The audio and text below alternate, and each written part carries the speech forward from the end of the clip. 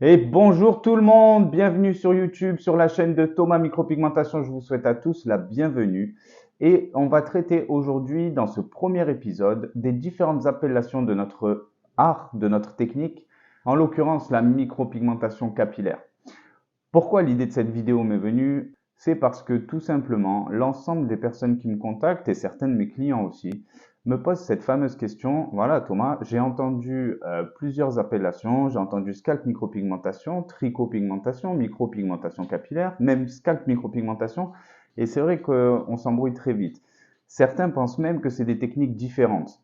Alors je vais vous arrêter tout de suite, car on parle vraiment de la même technique. Le concept de base, c'est de tatouer un follicule pileux. On est entre le tatouage et le maquillage permanent. Le seul et unique but de toutes ces appellations, c'est de créer finalement une illusion de cheveux sur un cuir chevelu.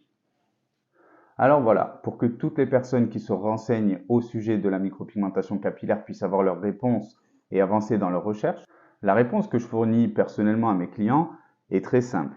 Cette technique est née en Italie, en Angleterre. C'est lointain, aux alentours des années 2000, mais c'est énormément développé aux États-Unis et dans le monde anglo-saxon.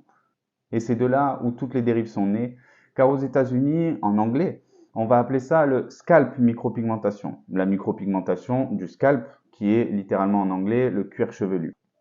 Quand cette technique est arrivée et s'est développée en France et en Europe, le mot scalp est un petit peu difficile à entendre chez nous, ça fait peur. Donc, tout de suite et naturellement est venu le mot de micropigmentation capillaire. C'est simple et plutôt logique. On fait de la micropigmentation capillaire, cuir chevelu, cheveux, c'est très bien. Les autres appellations telles que trichopigmentation viennent aussi de ces mêmes racines. Et trichopigmentation, pour aller un petit peu plus loin, c'est particulièrement français.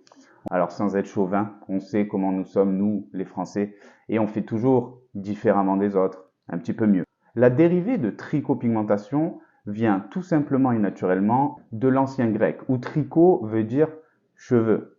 Pigmentation, pas d'explication. Donc la trichopigmentation, pigmentation du cheveu, c'est plutôt efficace. Moi, personnellement, je préfère l'appellation de micropigmentation capillaire, qui est aussi générale, générique, mais pour que tout le monde soit au fait, ce sont bien les deux mêmes techniques. Les artistes font le même travail et on utilise les mêmes pigments et les mêmes techniques.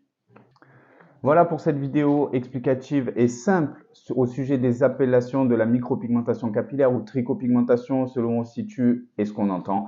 J'espère en tout cas que cette vidéo aura aidé un grand nombre, qu'elle vous aura aidé et je vous souhaite en tout cas une très bonne journée. Restez connectés sur la chaîne et à bientôt. Ciao, ciao.